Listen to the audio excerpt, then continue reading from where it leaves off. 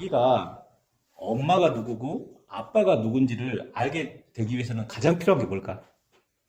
성장이에요, 성장. 내가 성장하지 않으면 아기가 부모가 누구인지를 깨달을 수 없는 거예요. 근데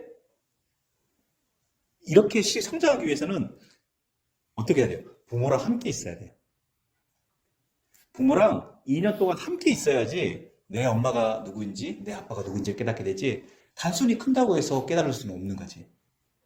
그래서 내가 아버지가 누구인지 어머니가 누구인지를 내가 인식한다면 대략 24개월 동안 엄마하고 아빠하고 매우 밀착해서 생활을 하게 되면 우리 엄마는 누구고 우리 아빠는 누구인지를 알게 되지.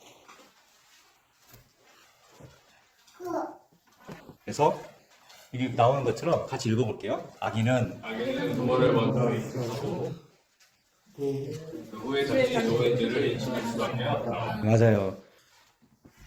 저도 이게 이제 그 정체성에 대해서 하나님은 누구인지, 그리스도인 새로운 피조물을 나는 누구인지, 나는 무엇을 가지고 있는지에 대해서 왜 하나님이 누구인지 뭘 먼저 내가 그 정체성 인식이 바뀌어야 될까 하다가 생각해 보니까 하나님이 누구인지를 먼저 인식하는 게 맞다라는 생각을 하게 됐어요.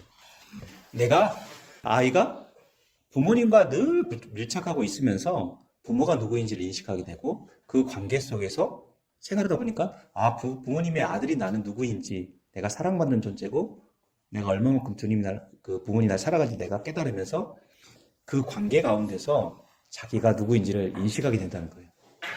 그래서 새로운 피조물인 그리스도인들이 자기가 누구인지를 얘기하는 것보다는 나의 부모인 하나님 아버지는 누구이신지를 먼저 아는 게 훨씬 중요하다는 거죠.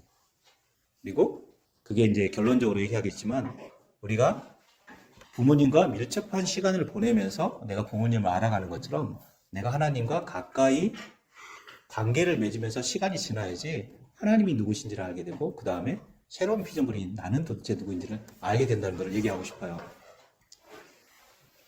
여기는 태어나자마자 나는 누군가를 생각할 능력이 없다. 부모의 목소리, 대체, 음성, 눈맞춤, 반응을 느낄 수 있다. 그래서 아기는 먼저 자기 자신을 설명하는 것이 아니라 자기를 도우는 대상을 구성한다. 네, 맞아요. 결국은 아기가 태어나서 나는 그 박현일인데 곡성에서 1970년에 태어났어요. 딱 얘기하면 그게 아마 이제 그 기네스북에 올라가겠지. 태어나자마자 이제 딱 얘기해요.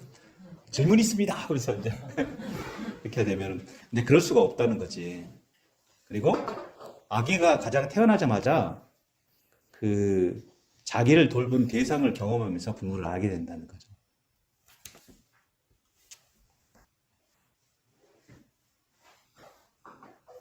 읽어볼게요. 이 모습이 가장 내가 올면 사람이 뭔가 이 사람은 나를 보고 보호한다. 아기가 1년 전후를 통해 가지고 엄마 아빠 목소리에 익숙하게 된대요. 일단 울면 누가 와. 그게 엄마야. 대충. 일단 내가 울기 시작하면 누가 도와주러 와. 누굴까요? 엄마죠. 그리고 나를 먹이고 보호주는 사람이 있어요. 이게 엄마하고 아빠인 걸 알아요, 이제.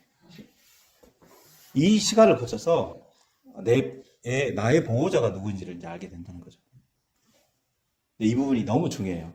근데 아이가 부모님의 사랑을 아이 때 충분히 받지 못한 사람들은 이게 안타깝게도 나의 예수님을 믿고 나서 하나님이 누구신지, 나의 보호자이신 하나님이 누구신지를 받아들이는데 굉장히 육신의 부모가 걸림돌이 되는 경우가 많다는 거예요.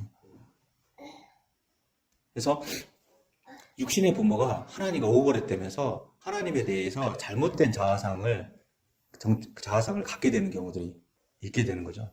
그래서 또 부모의 역할이 참 중요한 것 같아요. 아이에 대해서 보호자라는 것이 어떤 의미인지, 그리고 아버지라는 게 어떤 의미인지를 우리가 보여주는 육신의 부모의 역할이 참 중요하다고 생각을 해요. 그래서 이런 것처럼 아이 입장에서는 이렇게 자라가지만 사실 출생 직후에 24개월 시간을 거치면서 아이는 2개월, 4개월, 6개월, 9개월, 12개월, 18개월, 24개월 거치면서 오랜 시간의 관계 속에서 우리 부모님이 누군지를 이제 인식하게 되는 거죠.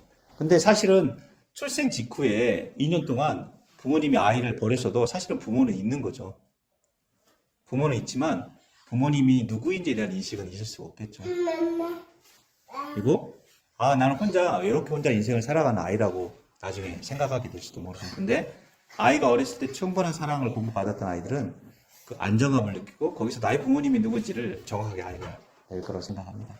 읽어보겠습니다. 거짓 존재가 아니라 전문가적 존재다. 나는 혼자가 아니라 누군가를 택하는 존재다. 나는 요구에나 인정받는 존재가 아니라 존재 자체로 사랑받는 존재다. 예, 이게 결국 뭐냐면 부모님과의 그 친밀한 관계와 공급을 통해서 막 떼쓰고 해야지 공급받는 게 아니라 그리고 뭔가 밤에 외로울 때 무서운 게 아니라 부모님이 내 손을 딱 지키고 있다고 하는 거죠. 저도 어렸을 때 무서우면 딱 엄마하고 아빠 사이에 들어갔어요. 그러면 안전해요. 그래가지고 특히 저는 어렸을 때 전설의 고향 보고 나잖아요. 보고 나면 꼭 엄마하고 아빠 사이에 갔어요. 저희 집은 시골이라서 그 큰 방에서 5식구가 다 이불 짜르르 깔고 잤거든요. 그래서 엄마, 아빠, 엄마, 누나, 형, 나 이거 제가 끝이 잤어요. 근데 무섭거나 하면 그래가지고 사이에 들어가요. 그래서 자면 마음이 파근해가지고 안전하게 살죠. 뭐예요? 나를 돌봐주는 사람 내가 사이에 있는 거죠. 그리고 무서워가지고 울거나 할 때 엄마 아빠가 토닥였던 것도 기억나요. 그런 것처럼 우리가 그 부모님과의 밀접한 관계를 통해서 우리가 안정감을 찾고 또 부모님이 누구인지를 우리가 알게 된다는 거죠. 읽어보겠습니다. 세상은 처음부터 독립적으로 형성된 것이 아니라 먼저 관계 안에서 형성된다. 너희는 그걸 통해 자기 자신을 인식한다. 이 부분이 가장 중요해요. 새로운 피조물의 정체성은 내가 맨날 첫날 읽고 한다고 해서 되는 게 아니에요. 읽어야 되지만 뭐에 성취된다고요? 관계 속에서. 내가 신앙 안에서 말씀을 묵상하고 실천도 해보고 또 기도하면서 생각도 해보고 여러 가지 그 과정 가운데서 하나님과의 나의 관계 속에서 그 아이하고 부모의 관계에서도 부모님과의 관계 속에서 정체성이 형성되는 것처럼 우리 신앙인은 하나님과의 나의 믿음의 관계 속에서 내 정체성이 나아지지 나 혼자 생기는 게 아니라는 거죠. 기독교의 정의는 그 내 안에 계신 하나님의 생명이 내 안에서 일하시는 것이 기독교라고도 크리스 목사님 얘기하시더라고요. 그런 것처럼 또 하나는 하나님과의 나의 관계로서부터 형성되는 거예요. 뭔가를 외우고 지키고 행하는 게 아니라. 그래서 그 부모와의 관계를 통해서 결국 자기가 누구인지를 이제 스스로 정의하고 인식하게 된다고 합니다. 읽어보겠습니다.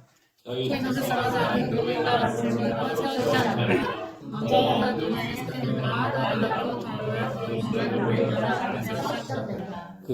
나는 누구에게 속했는가?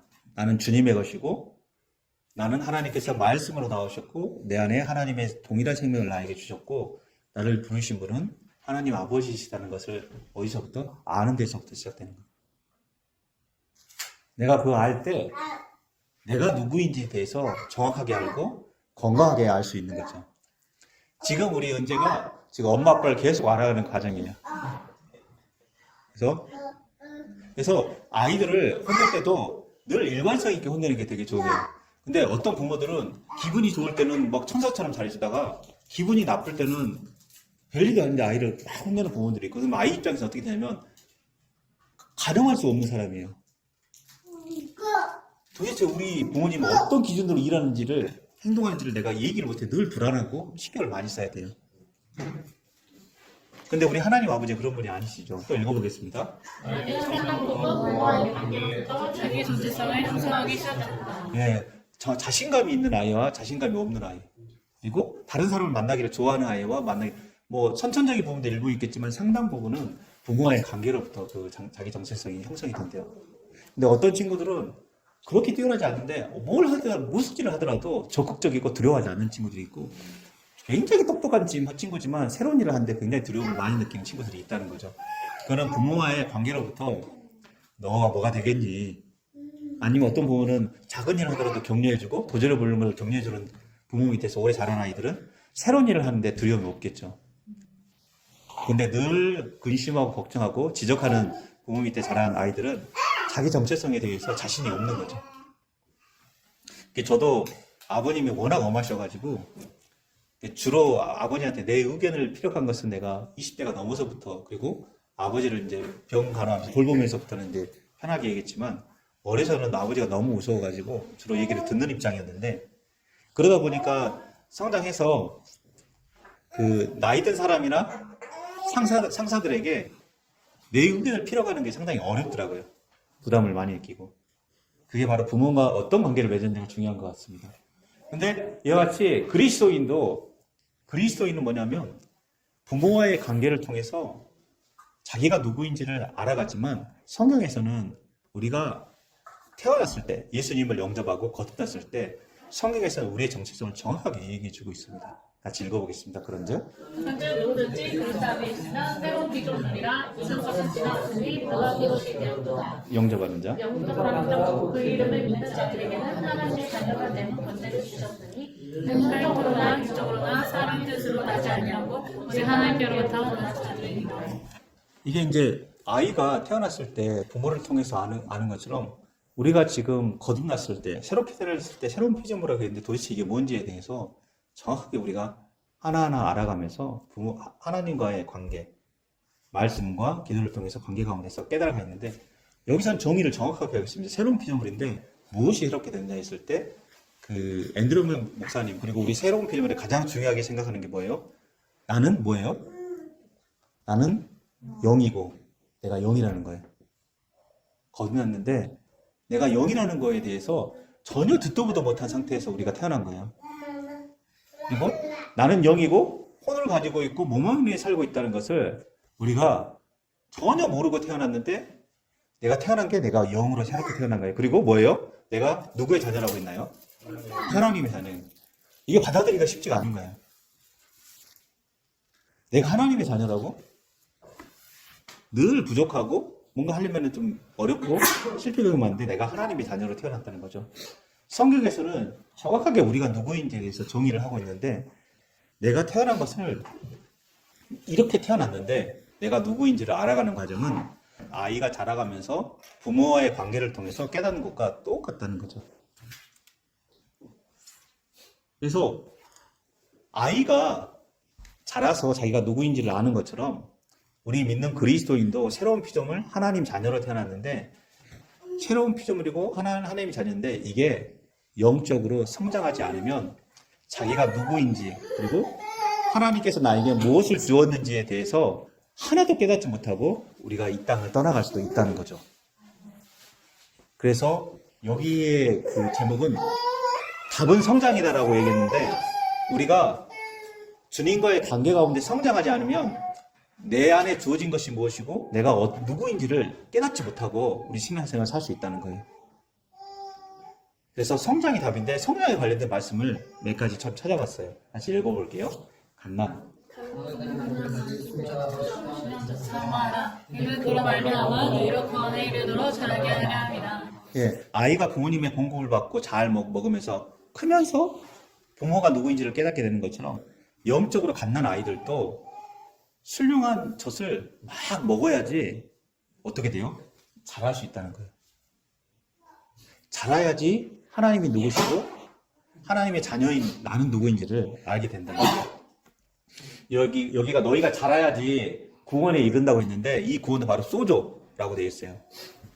여기 있는 서테리아라고 되어 있는데, 구원, 그 원형인 소조는 구원하다라고 동사인데, 이 구원은 단순히 내가 영혼의 구원만을 얘기하는 게 아니라 지혜가 부족한 자가 넘치는 지혜를 받는 것, 그리고 재정적으로 공급한 자가 그냥 회복되는 게 아니라 부유해지는 것, 그리고 관계가 완전히 엉망으로 깨졌던 관계가 원점으로 돌아오는 게 너무너무 서로를 사랑하는 관계로 회복되는 것, 그리고 건강을 아주 잃었던 사람이 그냥 단순히 병이 낫는 정도가 아니라 모든 일을 넉넉히 해낼 정도로 건강하고 튼튼한 상태로 나가는 것, 부족함이 없는 상태로 가는 게 소조인데, 그 소조를 우리가 누리는 삶을 살기 위해서는 뭐예요? 신령한 젖을 사모함으로 통해서 자라야 된다는 거죠. 자라면 하나님이 누구인지를 깨닫게 되고, 하나님이 누구인지를 깨닫게 되면 결국 그 안에서 내가 누구인지를 깨닫게 되고, 내가 누구인지를 깨닫는 것은 뭐냐면 부모님한테 나한테 무엇을 주셨는지를 내가 알고 사용할 수 있는 단계에 있죠. 아이가 크면 부모님이 대충 월급이 얼마인지도 알아요. 그래서 내가 얼마 정도 비비면 용돈을 받을 수 있는지 다 특법을 알아요. 얼마나 영악한지 몰라요. 그잖아요. 그치? 근데 영민아 아버님이 뭐 예를 들면 그 그 보너스로 만약에 5천만 원을 받았다. 그러면 뭐 용돈을 좀 달라고 할 때 3만 원 달라고 할 거야. 한 30만 원 달라고 하겠지. 그치? 딱 부모님이 얼마 가지고 있는데 당 톡배하고 다 깨고 있잖아. 그리고 부모님 재정적으로 오면 얘기 안 하잖아. 괜히 얘기했다 너도 터질 수 있으니까. 근데 우리 하나님이 누군지를 알고 그분이 얼마나 많이 가지고 있는지를 알고 그분이 나한테 무엇이 있는지를 알면 당연히 내가 그걸 쓸 수 있는 거죠. 아래 읽어보겠습니다. 자스네.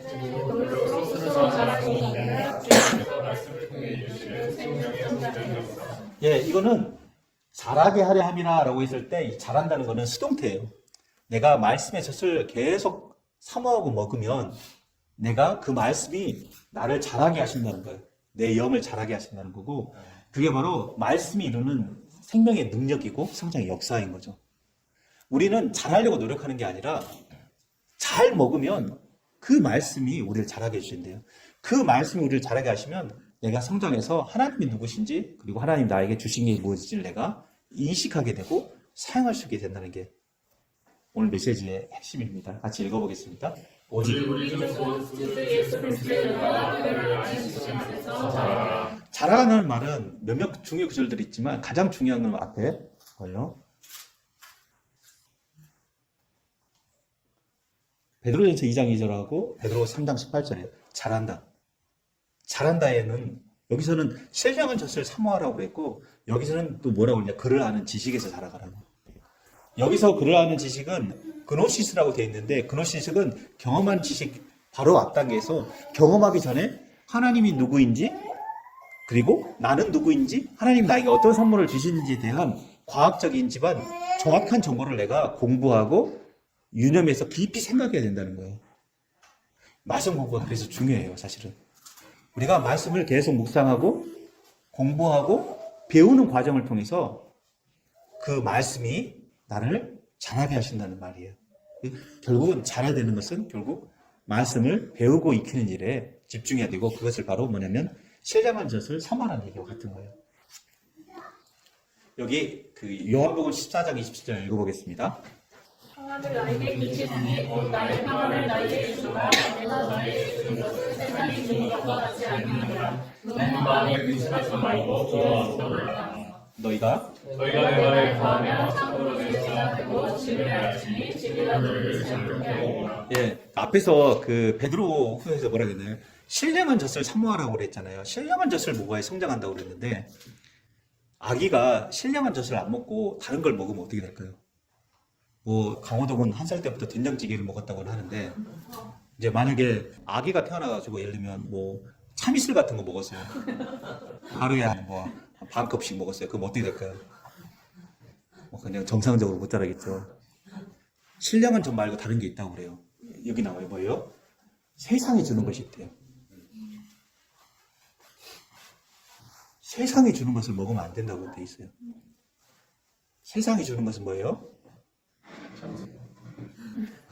세상이 주는 것은 그 죽음과 두려움과 고통과 이걸 주는 거예요. 예수가 온 것은 생명을 얻게 하고 더 풍성하게 얻게 하는데 사단이 온 것은 죽이고 멸망시키려는 거라고 성경이 분명히 얘기한 것처럼 세상이 주는 것은 근심과 두려움과 염려를 준다고 해요. 그런데 아이가 신령한 젖에는 뭐가 담겨 있어요? 평안이 담겨 있어요. 평안. 근데 세상이 주는 것은 달콤하지만 그게 뭐예요? 두려움과 염려, 걱정이 담겨 있다는 거죠. 뭘 먹을 거예요? 그 요즘 뭐 그 TV에서 보는 게 뭐죠? 채널로 보는 게 영화 말고 넷플릭스를 매일 한 2시간씩 열심히 보면 이제 굉장히 마음이 평안하겠죠. 뭐예요? 그 안에 주는 것들이 뭐예요? 근심과 두려움 주는 거죠. 당장은 달콤하죠. 그래서 신령한 젖을 사모하라는 것은 성장하기도 하고 영이 영적으로 자라기 위해서는 너무 필요한 거고 그 신령한 젖 외에 다른 것들을 우리가 사모하면 우리가 성장할 수도 없고 그 상태에 머물러 있고 결국은 하나님이 누구인지를 알 수가 없다는 거죠. 우리가 죽는 날까지 하나님이 누구인지 알 수 없다면 하나님이 우리에게 주신 것도 알 수 없고 하나님이 주신 것들을 하나도 누리지 못하는 삶을 할 수 있다고 있어요. 그리고 여기 요한복음 8장 내 말을 거하며 참으로 계시가 되고 진리를 알지니 진리가 너를 자유롭게 하리라. 여기 너희가 내 말에 거하면 이라고 돼 있죠. 이게 그를 아는 지식 안에 자라가는 거 같은 말이에요. 성경에는 늘 이 말씀이 있으면 이 말씀을 지지해주고 설명해주는 말씀들이 몇 군데가 있거든요. 근데 그를 아는 지식 안에서 자라가라 라는 얘기가 바로 이 말씀과 같아요. 뭐예요? 너희가 내 말에 거하면. 너희가 내 말에 거하면이라는 게 무슨 뜻이에요? 지금 하도 많이 해가지고 뭐요? 주야로 말씀을 묵상하고 기도하고 말씀을 생각하고 고백하고 하는 것들이라고 있잖아요. 그렇게 하면 뭐예요? 진리를 알게 된대요. 진리를 안돼요. 이 진리를 안다는 게 뭐예요? 뭐냐면 하나님 아버지는 누구신지를 우리가 알게 되는 것 같은 거예요. 하나님 아버지를 누군지 알게 되면 어떻게 돼요? 자유케 된대요. 자유케 된다는 건 뭐예요? 소주를 누리는 것과 똑같은 거예요. 진리를 알지니 진리가 너희를 자유케 된다는 얘기는 잘 보세요. 이게 구원에 이르도록 자라게 한 것 같은 얘기예요. 구원에 이른다는 건 뭐예요? 소조예요. 소조는 뭐냐면 자유케 된다는 거예요. 모든 결핍과 모든 부족함과 모든 상처와 모든 것들로부터 내가 자유케 되는 거예요. 마이너스에서 제로가 되는 게 아니라 엄청난 플러스까지 되는 걸 얘기해요. 그게 자유케 되는 거예요. 단순히 풀려는 걸 자유케 하는 게 아니라 부족한 것이 넘치는 곳까지 가는 걸 하나님이 말씀하시는 자유예요.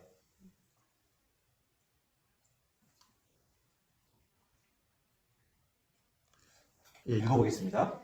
내가 볼 때는 말한 것이 어리다가 감추는 것이 어리다가 모르는 것이 어리다가 성사자를 되어서는 어린아이를 바라보더라. 예, 아기가 내피옷일 때는 당장 먹는 것만 잘 채워지면 되게 좋아요.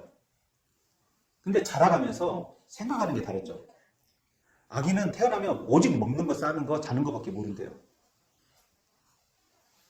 아주 약간의 엔터테인이 있을 수 있는데, 근데 그 어린아이가 자라게 되면 어린아이 때 생각을 버린대요. 아, 이거 버려야지 버리는 게 아니라 성장하면 자연스럽게 버리는 거예요. 성장하면 어린아이 때 것을 자연스럽게 버리대요. 저기 민규야, 아직도 그 딱지 치지는 않잖아. 지금 민규가 대학교 때 책가방에다 딱지 100딱지 먹고 다니면 이거는 무조건 이제 병원에 가서 진료를 받아야 되지. 그렇잖아. 근데 예를 들면 내가 지금 나이가 지금 내 책가방에 예를 들면 뭐 쿠폰이나 딱지 같은 거 뭐 가서 기분 좋게 다니면 이거는 문제가 심각한 거지. 왜? 어린아이의 일이기 때문에 그렇지. 당연히. 이게 뽀로로인데 우리 유건이가 유나가 2살부터 3살, 4살까지 얼마나 많이 봤는지 몰라요. 그 시리즈별로. 저도 한 평당 한 50에서 100번 정도 봤거든요. 대사까지 다 외웠어, 그때는. 근데 유나는 볼 때마다 재밌어가지고, 옆에서 무슨 일이 일어나도 몰라요. 우리 유건이는 디즈니에서 나온 카라는 거 있잖아. 카 시리즈거든. 그거를 나 그건 100번 봤어. 유건이는 100번을 봤는데 늘 재밌대. 재밌어서 거기 집중도 안 해요. 왜 그렇죠? 어리기 때문에 그렇죠. 또 봐도 재밌고 또 봐도 재밌고. 근데 유건이가 지금은 뽀로로나 카는 안 본단 말이야. 왜? 컸으니까. 어린아이를 버리는 것은 이와 같은 거예요. 내가 버려야지 저거 하는 게 아니라 성장하면 자연스럽게 멀어지는 것들이에요. 성장하면 자연스럽게 버려지고 뭐 해야 돼요? 어린아이의 생각을 버리고 더 성장된 생각들을 갖게 되면 그게 뭐예요? 아버지가 누구인지 그리고 그 아버지가 나에게 주신 것이 무엇인지 그리고 그 아버지가 나한테 주신 것들이 지원해 주시는 것 무엇들이 하나하나 우리가 인식하게 되는 거죠. 그럼 어떻게 돼요? 사용하게 되는 거예요. 사용하게 되는 거예요. 야, 영민아, 너가 내가 대학교를 붙었는데 내가 등록금을 낼 수 있을까 걱정했어 안 했어? 그거 안 했죠. 안 했지 왜? 내줄까? 내가 안 했을까? 왜? 아버지가 그래도 그 고등학교 선생님 오래 있으면서 우리 내 등록금 정도 낼 수 있는 되게 충분하다는 거 알고 있잖아. 네. 그러니까 걱정이 안 해. 그럼. 안 하지. 근데 고아는 걱정이 안 해. 하죠, 그럼. 고아는 걱정하지. 대학이 붙어도 걱정해요. 상관없어요. 왜 그러냐면 아버지가 누구인지를 아는 것과 아버지가 누구인지를 모르는 것 자기가 없다고 생각하는 큰 차이가 있다는 거예요. 그래서 우리가 말씀 안에서 성장하는 게 이어같이 중요한 거예요. 근데 예를 들면 내가 신앙생활에 지금 30년이 넘었는데 아직까지 내가 뽀로로 보고 있으면 돼? 안 돼? 안 되잖아. 하나님이 마음이 아프시지. 이제 신앙생활 30년 됐는데 맨날 뽀로로 보고 좋아하고 있으면 안 되겠지.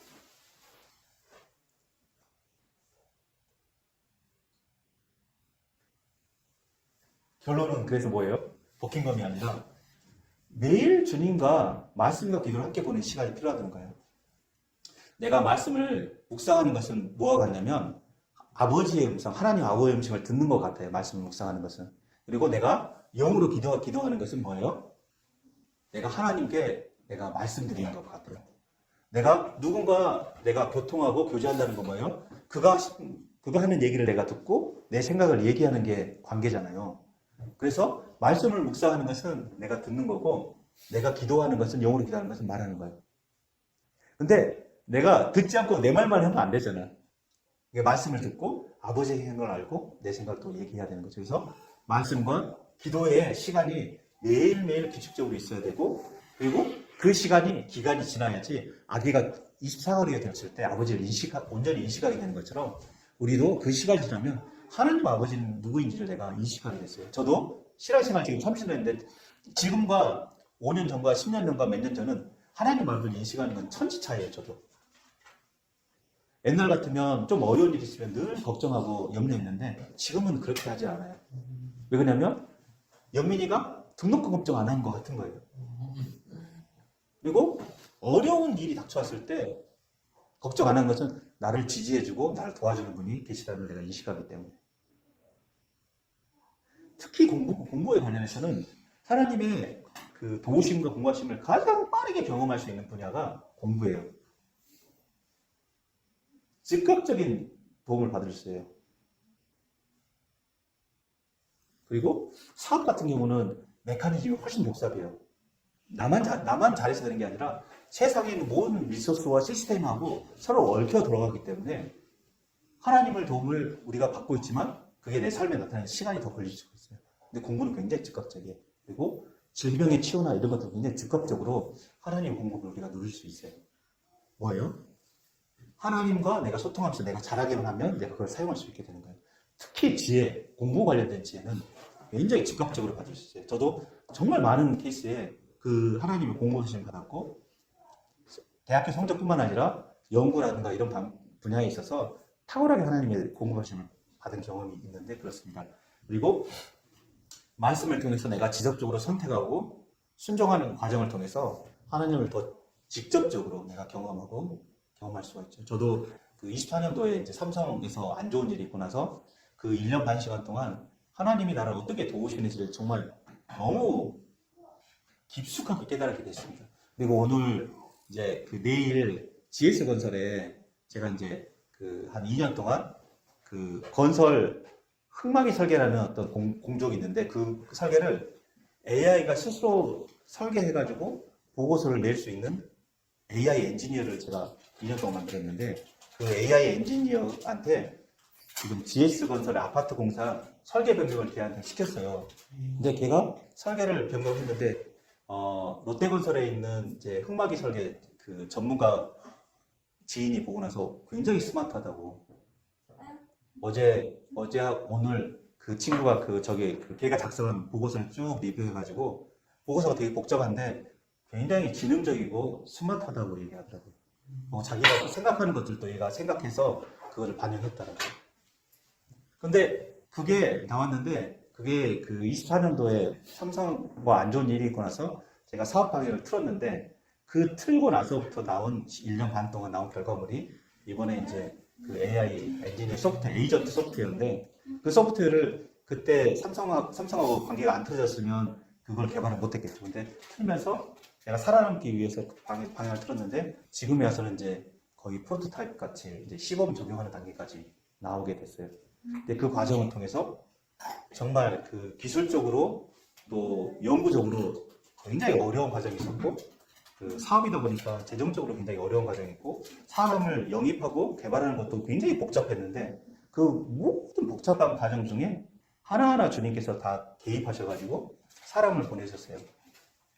어떨 때는 그 사람이 꼭 와야지 되는데 그 사람이 어떻게 왔냐면 그 사람은 미국에서 그 오레건 스테이트 유니버시티에서 박사과정으로 잘했는데 갑자기 교수님 펀드가 끊겨가지고 한국에 들어올 수밖에 없었대요. 그래가지고 그 친구가 우리 회사에 있는 거예요. 만약에 그 친구 펀드가 안 끊겼으면 그냥 저기 있겠었겠지. 나는 그 친구를 만나는. 근데 딱 그 시점에 우리가 또 한 친구가 자기가 회사 그만두겠대. 그 포지션에. 그래서 나갔어요. 그러니까 냈어요. 근데 냈는데 그 친구가 지원해가지고 들어온 거예요. 너무 딱딱 들어맞는 일이지만 제가 계획해서 할 수가 없는 일이잖아요. 그리고 그 다음에 또 그 소프트웨어 UI를 만들어줄 사람도 기가 막히게 또 이렇게 만나게 돼가지고 우리 회사에 오게 됐죠. 이게 그렇게 여러 사람들이 하나님께서 다 계획하시고 이렇게 보내주셔가지고 지금 소프트웨어가 개발된 것처럼 내가 할 수 있는 일은 그중에 일부밖에 없죠. 뭐 전화하는 게 맨날 12시까지 일하는 것밖에 없는데 그런데 그걸 개발하는데 미치는 영향은 10%가 안 되는 거지. 거의. 나머지는 뭐예요? 주님이 지혜를 주시고 사람을 보내주시고 그 일을 이룰 수 있도록 도와주시는 거죠. 그래서 이게 하나님 말씀을 향한 우리가 지속적으로 선택하고 순종하는 과정을 통해서 내가 더 잘하게 되고 잘하게 되니까 하나님이 나를 어떻게 도우시는지를 알게 되고 어떻게 도우시나 알게 되니까 내가 어떠한 상황을 만나더라도 예전처럼 당하거나 두려워하지 않고 담대하게 그 일을 해결할 수 있는 능력이 거기서 나온 거죠. 왜? 그만큼 자랐기 때문에. 자랐기 때문에 하나님이 누구신지 알고 하나님이 누구신지 아니까 그분이 나한테 무엇을 줬는지를 알고 그분이 나한테 무엇을 줬는지를 아니까 내가 가진 것이 무엇인지를 알게 되죠. 그러니까 내가 거기서 담대하게 그것들을 이겨낼 수 있는 힘이 거기서 나온 거죠. 그래서 우리 민규와 영민이도 대학 과정에서 탁월하게 공부 잘할 수 있는 비밀이 여기 있어요. 탁월하게. 어려운 숙제를 만날 때마다 더 주님께 기도하고 말씀을 보셔야 돼요. 마음이 어려워. 야, 1시간 듣는 것보다 야서 공부하기 좋아. 엄청 꼬시거든요.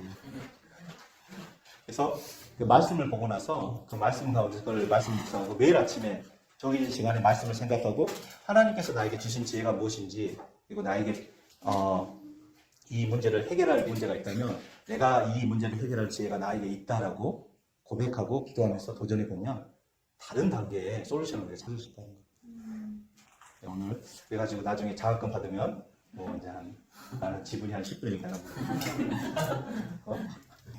장학금 받기를 바랍니다. 이것은 말씀 마칠게요.